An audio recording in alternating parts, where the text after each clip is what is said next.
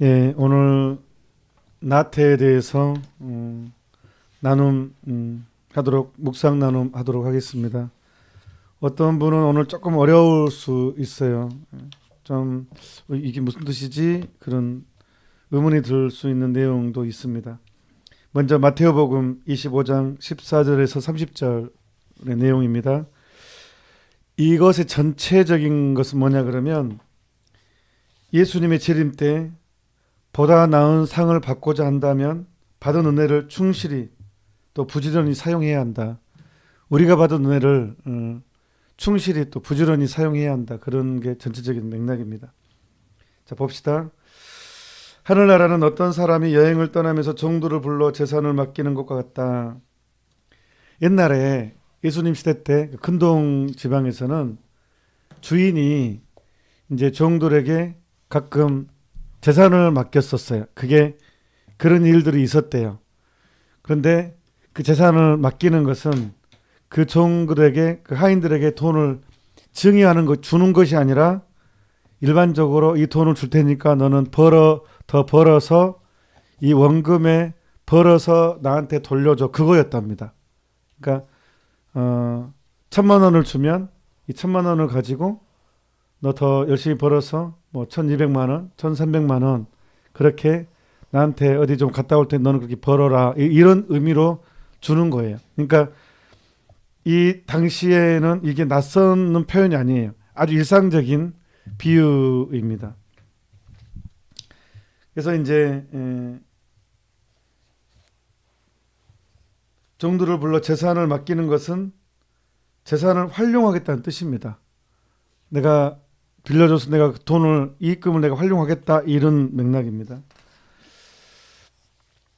그래서 이제 한 종에는 5달란트, 또 다른 종에 2달란트, 또 다른 종에게 1달란트를 줬죠. 그런데 문제는 세 번째 사람이에요. 1달란트를 받은 이는 물러가서 땅을 파고 주인의 그 돈을 숨겼다고 나와요.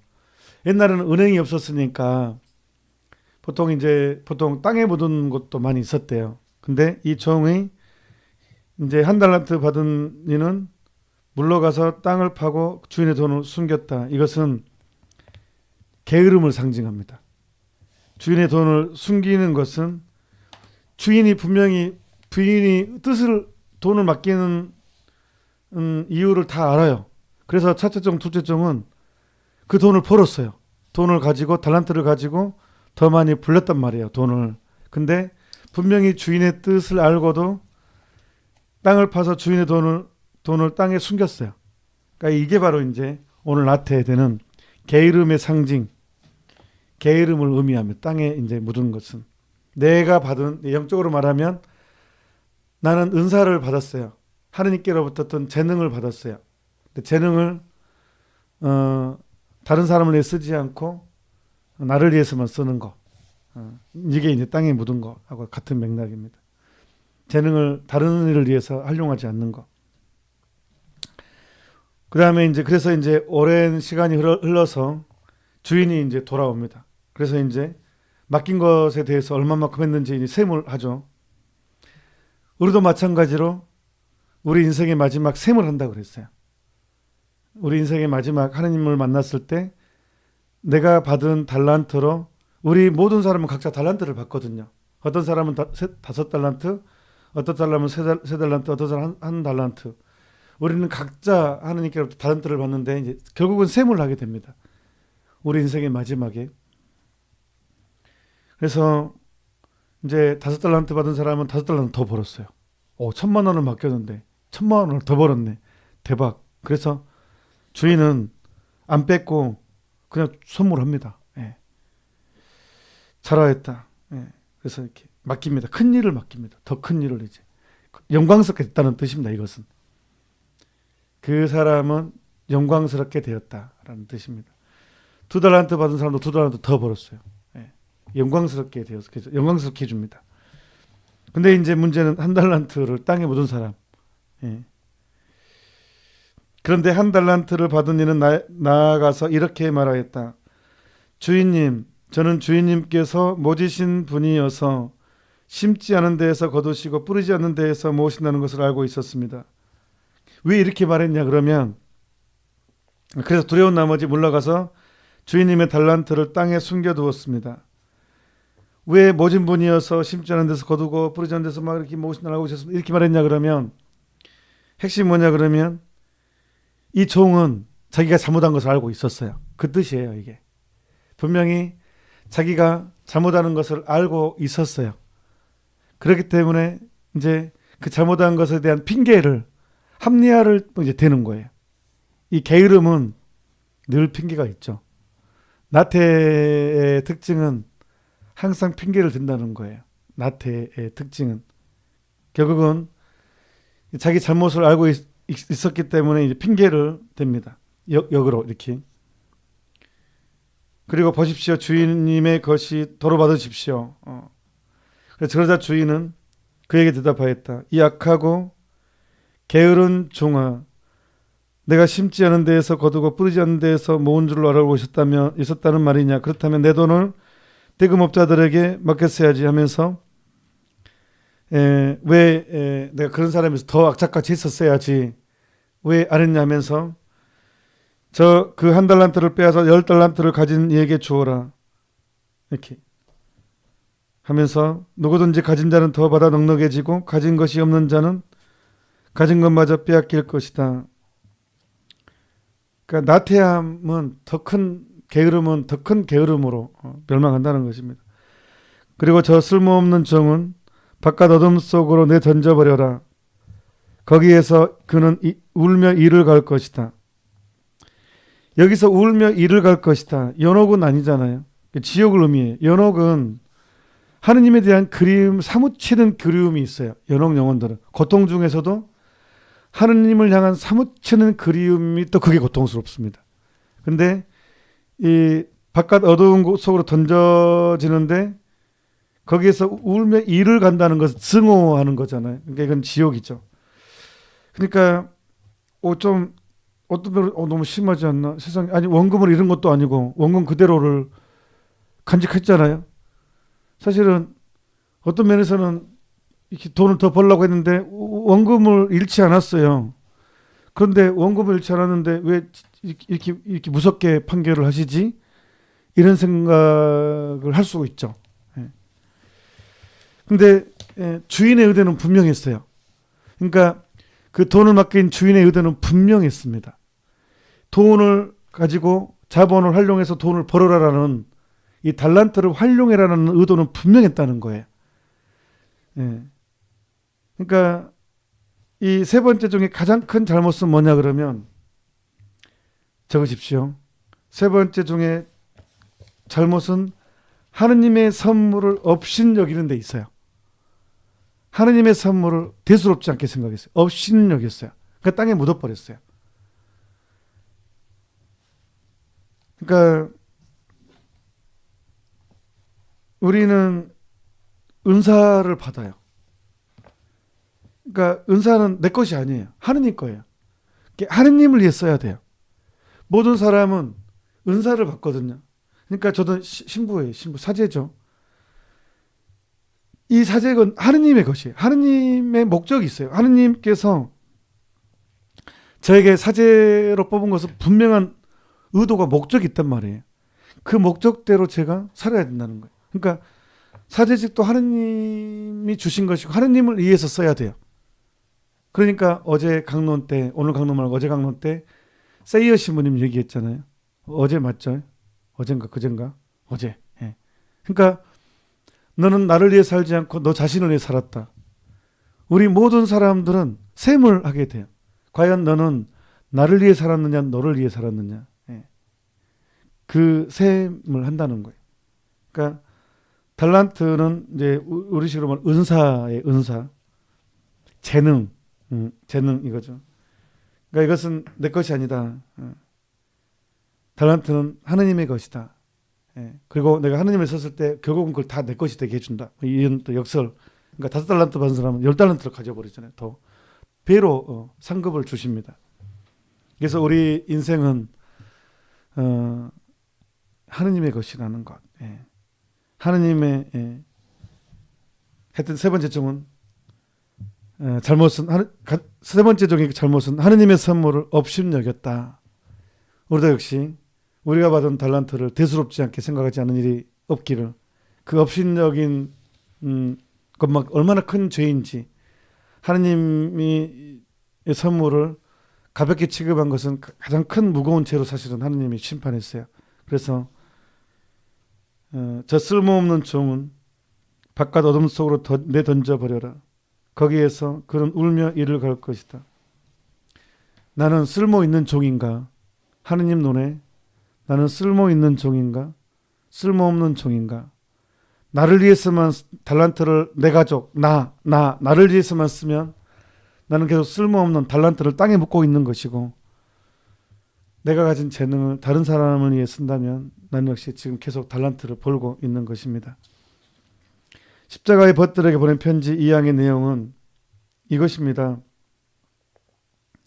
내가 나태에서 벗어나려면 첫 번째 고통을 각오해야 된다는 거.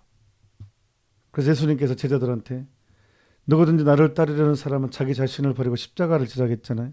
그러니까 바로 그거예요. 우리는 나태에서 내가 받은 달란트를 활용하기 위해서 첫 번째 필요한 것은 고통을 각오해야 된다는 거예요. 그래서 중간에 보면 여러분은 십자가의 벗들이라고 부릅니다. 이 얼마나 위대한 이름입니까? 이 이름을 간직할 때 나태에는 사라집니다. 우리 삶에서. 그 다음에 중요한 것은 십자가의 벗들에게 보내는 편지 2장의 중요한 내용이 뭐냐 그러면, 중간에 보면 악마들은 여러분을 타락시키기 위해서 뭉침으로, 악마들이 뭉친대요. 내 한 명 잡자고 떼거지로 뭉친다는 거예요. 그러니까 우리가 사순식에 훨씬 배가 고프고 단식이 훨씬 힘들고 고기가 당기고 술도 당기고, 유혹이 훨씬 세집니다. 뭉치거든요. 레오 교황님의 글에 보면, 사순식이의 글을 보면 굉장히 강조를 많이 해요. 악마들이 뭉친다고. 사순식이 특별히 긴장하고 온 힘을 다해서 막은데, 회개할까 봐서, 인간이 회개할까 봐서, 인간이 하느님을 사랑할까 봐서, 하느님 사랑에 빠질까 봐서 악마들은 온 마음을 다, 온 힘을 다해서, 온 정성을 다해서 뭉칩니다. 인간을 타락시키기 위해서. 사순시기에. 그래서 유독 사순시기는 단식이 힘들고, 하루 함께 하면 유독 힘들고, 유독 사순시기는 고기가 당기고 술이 당기고, 유혹이 세집니다. 유독 사순시기는. 특히 이제 그래서 호사다 뭐 좋은 일에 마감 안 익힙니다. 사람들이 회개를 할 것 같은 일에는 미리부터 악마들이 뭉쳐가지고 방해를 합니다. 그러니까 그래서 우리도 뭉쳐야 된다는 거예요. 그래서 그 얘기를 해요. 악마들은 여러분들을 타락시키기 위해 뭉침으로 여러분도 악마들을 쳐부시기 위해 단결해야 합니다. 그러니까 믿는 이들끼리도 서로 뭉쳐야 된다는 거예요. 그래서 CMBS에서는 저녁에 항상 묵주기도 하고, 같이 묵주기도 하고, 함께 옷에 자비 요단기도 하잖아요. 이게 얼마나 큰 기도인지 몰라요. 아마 이걸로 은혜 받은 사람 되게 많을 거예요. 악습, 특히 중독에 떨어진 이들, 고치기 힘든 이 악습들은 이 CMBS에서 함께하는 오후 3시 자비신기도, 저녁기도 함께 했을 때 많이 고쳤을 거예요. 그런 사례 저는 많을 거라고 생각합니다. 그리고 연락도 옵니다, 저한테. 왜냐하면 몽포 루도비코 성인의 가르침에 의하면 둘이서 묵주기도 5단을 하면 10단을 하는 것이고, 혼자 하면 5단을 하는 것이고, 둘이서 5단을 하는 것이면 10단의 효과가 있다는 거예요. 그 영향력이라는 게. 10명이서 5단을 하면 내가 50단을 한 효과를 누린다는 거예요. 그만큼 영향력이 크다는 거예요. 100명이서 5단을 하면 500단을 한 것이잖아요. 근데 CMBS에서는 1000명이 넘거든요. 주일 저녁이 묵주기도가. 보통 지금 우리 샘슬 봉기도는 유튜브만 2000명이 넘고, 또 밴드에도 1000명이 넘고, 다른 또 공유도 1000명이 넘니 거의 몇천 명이 묵주기도 하니 이 힘은 얼마나 크겠어요. 그러니까 마귀들이 얼마나 이 방송에 분노하겠습니까? 우리는 뭉쳐 있는 거예요. 33일 봉기도에서 뭉쳐 있는 거예요. 정말 큰 것을 이루고 있습니다. 그리고 믿는 사람들끼리 서로 격려하면서 해야 돼요. 근데 믿는 사람들끼리 좋은 일을 하면 꼭 분열을 일으키네요. 악마는요, 분열의 화신이에요. 그래서 보면 어떤 큰 일을 하면 꼭 분열의 사건이 터집니다. 영적인 일을 하는 사람들은 이해할 거예요. 그래서 정말 조심해야 돼요. 정말 묵주기도 많이 하면서 해야 돼요. 안 그러면요, 된통당합니다. 이 악마들도 엄청나게 뭉치거든요. 예, 그것 명심해야 됩니다. 그래서 십자가의 벗들에게 보낸 편지 2항에는 악마들은 여러분들을 타락시키기 위해 뭉침으로 여러분도 악마들을 쳐부시기 위해서 단결해야 합니다. 그렇게 얘기가 나온 것입니다. 그래서 십자가의 벗들, 그래서 고통에 대한 각오를 해야지만이 이 분열도 이견을 극복할 수 있고 그렇습니다. 그래서 정리하자면 십자가의 벗들에게 보내는 편지 2항은 고통에 대한 각오를 해야 된다. 그 십자가의 벗들이란 칭호가 영예로운 호칭이다. 그래서 최고의 호칭이다. 이 이름은 태양보다 더 빛나고 하늘보다 더 높으며 왕이나 황제 그 어떤 칭호보다 더 존귀하고 영광스럽고 화려하다. 십자가의 벗이라는 이 호칭이 대통령보다 국회의원보다 시장님보다 그 어떤 호칭보다 존귀하고 영예로운 호칭이라는 것. 그래서 고통에 대한 각오를 해야 한다는 것. 두 번째는 뜻있는 사람끼리 일치해야 된다. 뭉쳐야 된다. 이것이 오늘 2항의 내용입니다. 전주성범 제3권 49장 1항의 4항의 내용인데 역시 저를 또 확 찌른 것들이 많이 있었지만 그 중에서도 이제 십자가의 벗들에게 연결되는 것은 2항 아들아 흔히 불이 붙지만 연기 없이 불꽃이 오르지 아니한다. 여기서 연기라는 것은 고통과 어떤 극기 이런 것들을 상징하는 것입니다. 그 다음에 3항 보면 내게 재미있고 편한 것을 구하지 말고 내 뜻에 맞게 내게 영광이 될 것을 구하라. 이게 달란트를 버는 거예요. 이 달란트에 대한 해석이죠. 그 다음에 이제 4항에 보면 역시 이제 너는 아직 세상에서 시험을 당해야 하고 많은 일의 단련을 받아야 한다. 역시 이제 일치되는 십자가의 벗들에게 보낸 편지하고 일치된 내용인데 이제 조금 약간 애매한 내용. 그 이제 보면 제가 읽어드릴게요. 너는 반드시 새 사람을 입고 나서 다른 사람으로 변해야 한다. 무슨 말인지 잘 헷갈리죠. 너는 가끔 내가 싫어하는 일도 해야 하고 좋아하는 일도 그만둬야 한다. 다른 사람이 좋아하는 것은 잘 되고 여긴 더 헷갈립니다. 다른 사람이 좋아하는 것은 잘 되고 내가 좋아하는 것은 발전이 없으리라. 다른 사람들이 말하는 것은 사람들이 잘 듣지만 내가 말하는 것은 아무것도 아닌 것처럼 여길 것이다. 다른 사람들은 구하면 받겠으나 너는 구해도 받지 못하리라. 이것은 뭐냐 그러면 영성생활을 본격적으로 시작하는 사람들에게 오는 메마름이에요. 메마름. 그러니까 어두운 밤이라고도 표현하고 선택받은 사람들의 특징입니다. 이것은 하느님께서는 어떤 영혼을 본격적으로 이제 불러서 당신의 일을 할 때는요, 이 메마름을 주십니다. 그래야 믿음도 커지고 공로가 커지거든요. 그러니까 즉각적 성공도 자주 오고 막 즉각적인 위로도 오고 하면 공로가 없잖아요. 자기 만족에 빠져버리면 하느님께 드릴 공로가 없어지고 뿐만 아니라 이미 내가 세상에서 누릴 것을 즐거움을 누리는 것이니까 진짜로 하느님 부르심 받은 사람의 특징은 이 메마름을 주십니다. 그래야 메마름이 줘야지 이 공로도 커지고 믿음도 성장하게 되고 이 메마름 안에서 그래서 이걸 어둠 밤이라고 십자가 성령하는 어둠 밤이라고 얘기를 해요. 그래서 제가 이거 끝나면 나중에 언젠가는 여러분과 함께 십자가 성령 안에 이 가르멜 산길을 함께 산에 여러분과 함께 산길을 걷고 싶은 것은 바로 이 메마름에 대한 설명을 되게 잘해 주시거든요. 이 영성인들이 걷게 되는 이 길이 이 메마름의 길인데 그러니까 우리가 버림받은 게 아니라는 거예요. 왜 다른 사람들은 기도를 하면 막 뭐가 잘 된 것 같아요. 뭐 자식도 학교도 잘하는 것 같고 돈도 잘 버는 것 같고 뭐 사업도 잘 되는 것 같고 축복을 많이 받는 것 같아요. 근데 나는 왜 맨날 기도해도 자식도 공부도 못하는 것 같고 사업도 안 되는 것 같고 나는 왜 여모냐 욕구할까? 그래서 나는 버림받은 같은 느낌이 들 때가 있거든요. 그런 사람 꽤 있죠. 근데 사실은 정반대라는 거예요. 진짜로 하느님이 본격적으로 그 영혼을 부르면 바로 이 형태가 된다는 거예요. 그래서 사항이 바로 이 내용이에요.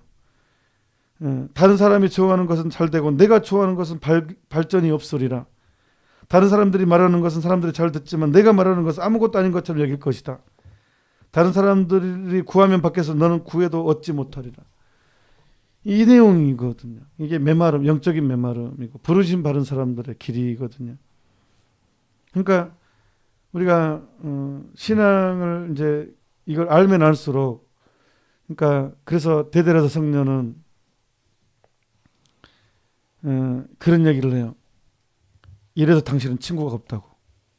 대대라서 성녀가 예수님한테 한마디 한다니까 너무 힘들어가지고 이래서 당신은 친구가 없습니다. 그 이제 수도에 이제 연세가 많이 드셔서 수도에 착립을 하고 엄청 힘들게 하고 또 다른 데 가고 이제 마차 타고 밤늦게 가고 있는데 비가 억수로 쏟아져 가지고 한 누워서 가는데 마차가 빠져가지고 말이 못 움직여요. 그러니까 할 수 없이 비 쫄딱 맞고 마차를 밀어야 돼요. 몸은 힘들고 너무 힘든데 또 비까지 와가지고 짜증이 확 났어요. 그래서 마차에 내려가지고 마차를 밀다가 너무 화가 나가지고 너무 힘들어가지고 하늘을 향해서 예수님한테 한마디 한다니까요. 그 한마디가 이 내용입니다. 이래서 당신은 친구가 없다고. 이게 성인들의 길입니다. 그러니까 부르심 받은 사람들의 길입니다. 그러니까 예수님께서 일찍이 말씀하셨잖아요. 누구든지 나를 따르려는 사람은 자기 자신을 버리고 십자가를 져라. 근데 그래서 제가 참 한국 천주교회 기복신앙이 망쳐놨어요. 막 믿어라 만사가 잘 될 것이다. 이 기복신앙이죠. 이것에 이제 폭 빠져가지고 막 그냥 예수님 믿으면 막 사업도 잘 되고 뭐 안 그런단게요. 안 된단게요. 안 된 경우도 많다니까. 물론 잘 된 경우도 있겠지만 그것도 축복이지만 안 된 것도 하느님의 어떤 섭리가 있다니까요. 그러니까 우리 그때 하도 거기에 속아가지고 안 된 것은 복 없는 걸로 하느님이 나를 싫어한 걸로 이렇게 도식을 시키니까 이 신앙의 영성이 발전했고 한국 이 그리스도의 신앙이 초보적인 수준에 머물러 있게 되는 거예요. 이게 겉만 번지르하고 속은 썩은 위선적인 것, 회칠한 무덤이 되는 것입니다. 그러니까 열심한 사람은 많지만 겸손한 사람은 적다 이런 얘기가 나오는 거고 그리스도 신자는 많지만 참으로 믿는 사람은 적다 이런 얘기가 나오는 것입니다. 정말 그리스도의 신자들은 엄청나게 많습니다. 하지만 참으로 믿는 사람은 적습니다. 하느님께서는 당신을 선택한 사람을 메마름으로 초대하십니다. 그래서 이스라엘 백성이 홍해바다를 건너서 간 곳은 광야였습니다. 메마름이었습니다. 40년 동안 메마름을 훈련한 다음에 가나안 땅, 가나안은 천국을 의미하거든요. 가나안 땅으로 옮겨졌습니다. 오늘은 제